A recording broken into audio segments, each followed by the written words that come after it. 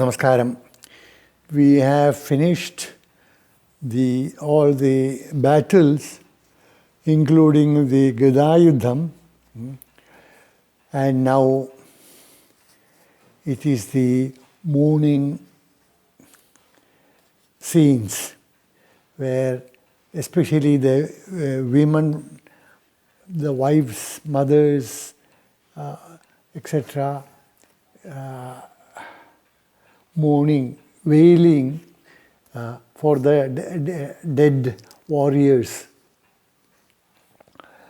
Dhritarashtra was also someone who was, greatly grieved because he had lost all his 100 sons. And Vidura and Sanjaya, separately, they tried their best giving him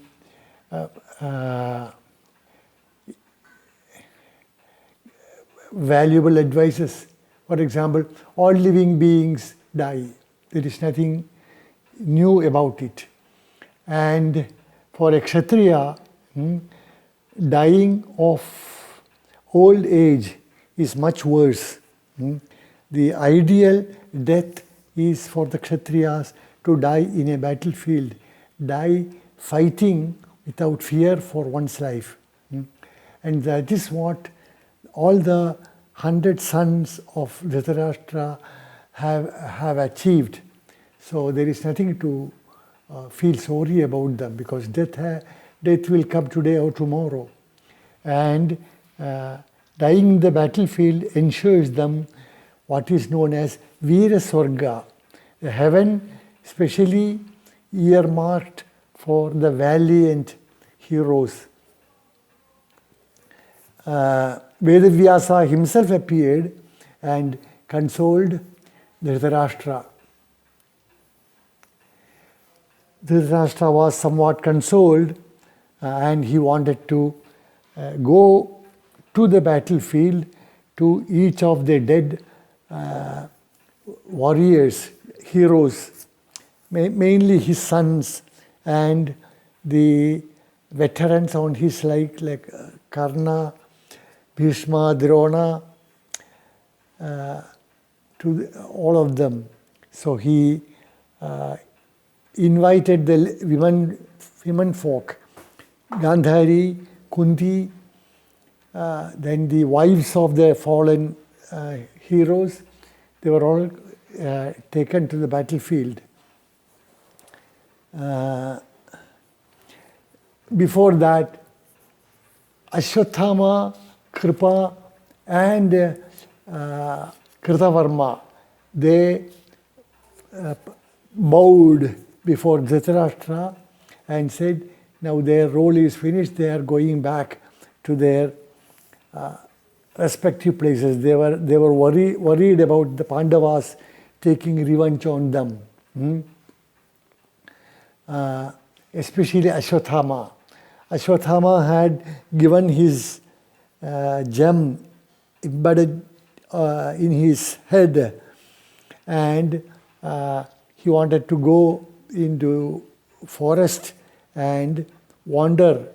There was a curse from Krishna. Krishna cursed him that you will wander the world, earth, for 3,000 years without rest, without going into any house, living in forests, in the wild, in open fields, etc., without human contact. That was the curse. Ashwathama had to live by that. And Kritavarma, who was the commander-in-chief of the one battalion Krishna offered to Duryodhana, when Duryodhana and Arjuna reached Krishna's place at the same time, and Krishna gave this choice. He on one side without fighting, and one battalion of his army. And the choice was given to Arjuna first, and Arjuna chose Krishna naturally. And it was a wise choice because we have seen how Krishna's timely advice at each point in the 18 days war made decisive wins for the Pandavas. Duryodhana was quite happy to get the one battalion of fighting warriors in place of the Krishna who would only drive the chariot. So Duryodhana was also happy. And Kritavarma was the commander of that battalion. He was actually a Yadava prince, and he returned to the Yadava's kingdom. Dwaraka, I guess it is not specifically said in Mahabharata, but it said to his land, Kritavarma. And Kripacharya had settled in Hastinapura, so he went back to Hastinapura. There is a scene before they went into the battlefield. It was when Dhritarashtra wanted to meet the Pandavas, and first Yudhishthira came, and he was all apologetic. He prayed for forgiveness, and Dhritarashtra didn't keep any offense. And then Bhima's turn came, and when Dhritarashtra asked for Bhima, Sri Krishna was attentive. He was watching. So he asked Bhima to step aside, and in place pushed an iron man, the idol of a full-grown man made in iron. And Dhritarashtra was so overwhelmed with anger against Bhima that he embraced the iron idol with all the force he could muster, and with the result it was crushed, and everybody was surprised. So Krishna anticipated it. That's why he, in place of Bhima, presented this iron image. And then Dhritarashtra was apologetic. Oh, what have I done? Have I killed my dear Bhima? Then Krishna said, no, Dhritarashtra, you have only crushed a statue. Real Bhima is here. So his anger was gone. So he embraced Bhima and other Pandavas gently and blessed them. And it was after this that they went into the battlefield. This scene, Dhritarashtra crushing an iron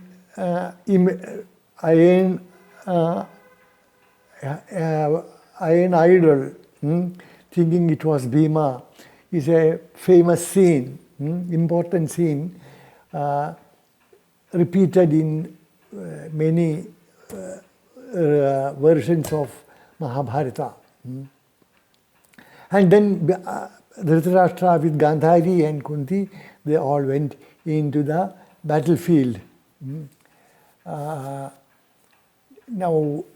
Gandhari wanted to meet Yudhishthira, so he went to Gandhari, bowed before her, and then prayed for her forgiveness. Gandhari said, no, it's okay, I have forgiven you.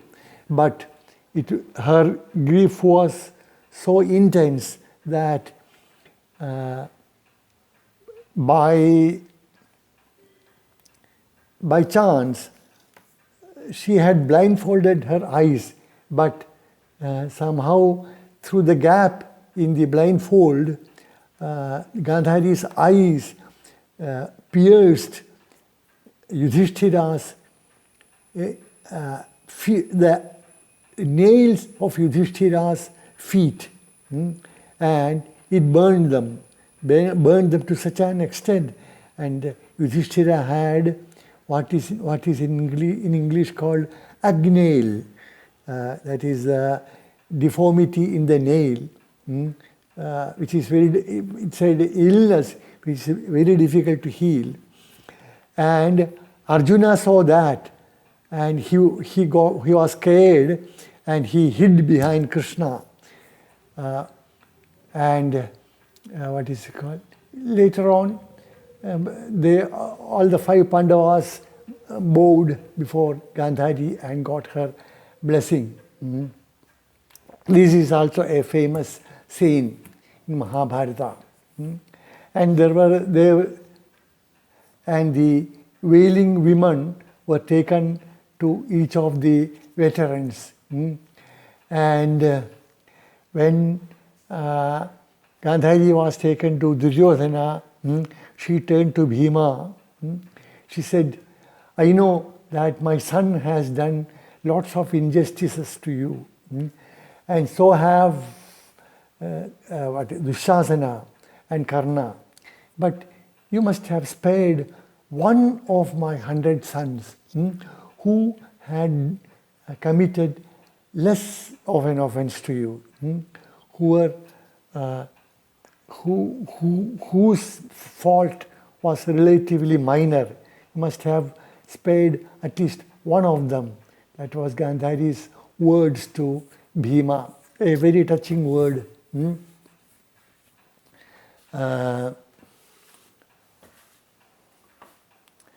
And then this is the Stri Vilapa Parva, the battle scene. It's somewhat lengthy. The wailing women by the side of each of the veterans, especially Subhadra and Uttara by the side of Abhimanyu. But that was to be expected. And after this, there is the Jala Pradhanika Parva, that is a description of Yudhishthira performing last rites to the fallen relations on the Pandava side. And at that time, Kundi informed Yudhishthira, look, Karna is, though he fought on the Kaurava side, he is in fact your elder brother. He was born to me before my marriage. So he is your brother. So Yudhishthira, surprised, performed the last rites for Karna also. And with that, the Jala Pradhanika Parvam is also over. And we have now completed the Stri Parva, which was the 11th Parva of Mahabharata. And we go into Shanti Parva, which is huge. The advices by Bhishma to Yudhishthira. Though these are advices, it is difficult to get a story out of them, but there are many stories embedded in them as examples for the advices. So we'll go into the Shanti Parvam with whatever details we can. But with that, we finished for today. Namaskaram.